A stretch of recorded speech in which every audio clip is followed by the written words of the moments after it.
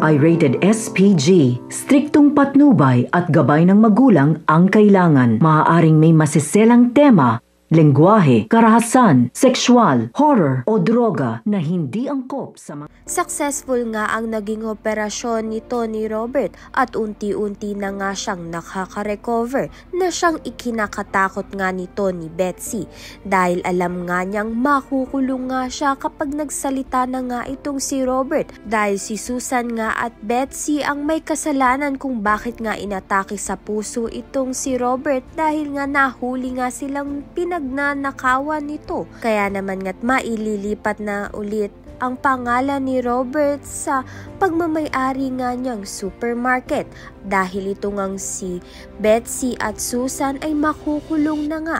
Marami nga silang haharaping na kaso kaya naman nga't malaking posibilidad na panghabang buhay na nga silang makulong.